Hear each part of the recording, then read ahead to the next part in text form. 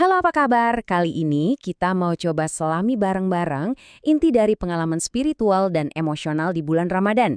Kita akan bahas ini lewat sebuah sudut pandang yang puitis banget. Jadi ini bukan soal aturan doang, tapi lebih ke soal perasaan, soal kerinduan yang dalam banget. Yuk kita mulai perjalanannya. Wah, kalimat ini bener-bener langsung kena ke hati ya.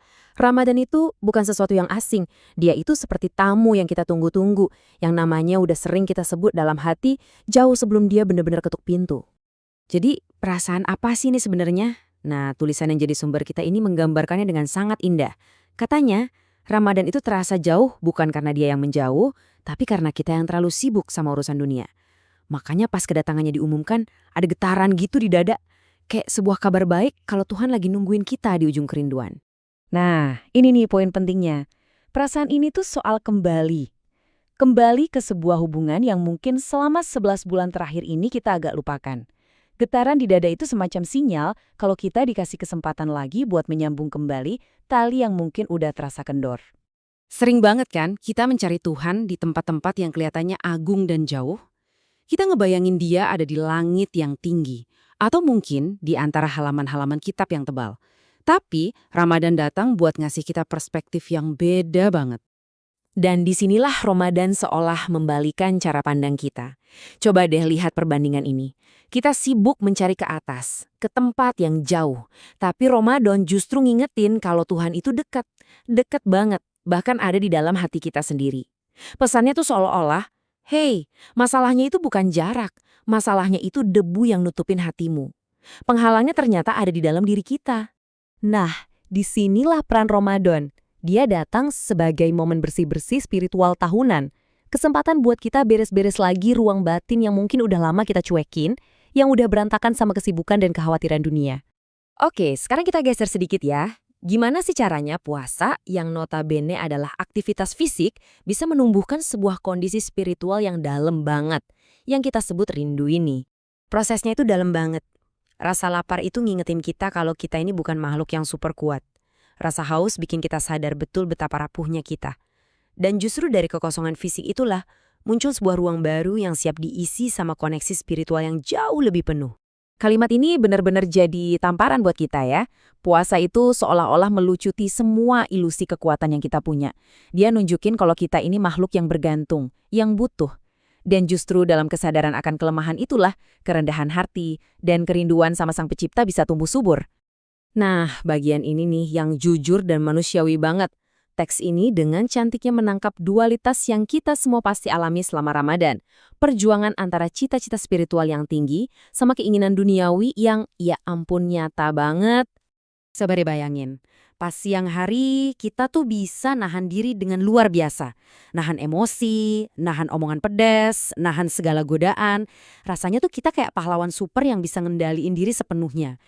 Tapi, begitu sore menjelang, pas udah deket-deket waktu buka, wih, ceritanya langsung beda.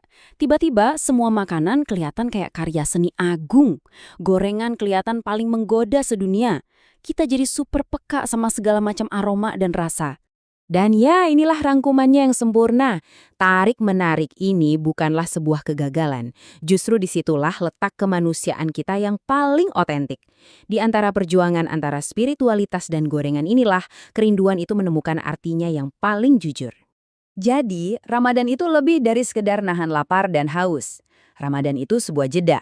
Semacam pemberhentian wajib dari perlombaan duniawi yang kita ikuti setiap hari.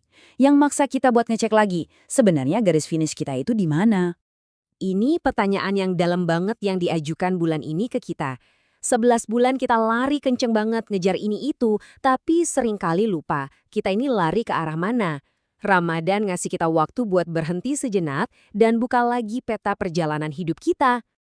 Dan di dalam heningnya malam-malam Ramadan, jawabannya seringkali muncul dengan sendirinya.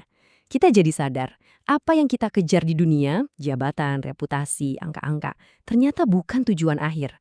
Yang benar-benar kita rindukan itu sesuatu yang lebih dalam, ketenangan jiwa, perasaan diterima apa adanya, dan yang paling penting, ridhonya yang maha kuasa. Ini pengalaman yang sangat personal. Ada momen di mana emosi kita meluap, air mata tiba-tiba jatuh, tapi bukan karena kita sedih. Justru karena hati kita terasa lagi nyampe, lagi pulang ke rumahnya. Perasaan lega, Seolah beban yang berat banget terangkat, dan kita bisa jadi diri kita yang paling asli di hadapan Tuhan. Gak kerasa ya, waktu berlalu cepat banget. Dan seiring Ramadan mendekati akhirnya, biasanya ada rasa sesek di dada.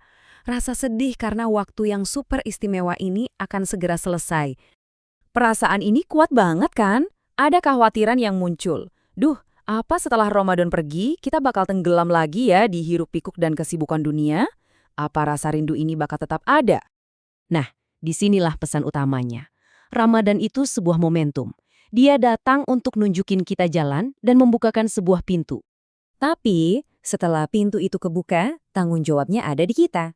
Kitalah yang harus memutuskan untuk melangkah masuk dan terus berjalan di jalan itu, bahkan setelah Ramadan udah lama pamit. Sebab pada akhirnya Tuhan itu tidak pernah kemana-mana, Dia tidak pernah menjauh, kitalah yang kadang-kadang berhenti merindu. Yang paling kita butuhkan bukanlah sekedar bulan suci, tetapi sebuah hati yang selalu ingin kembali.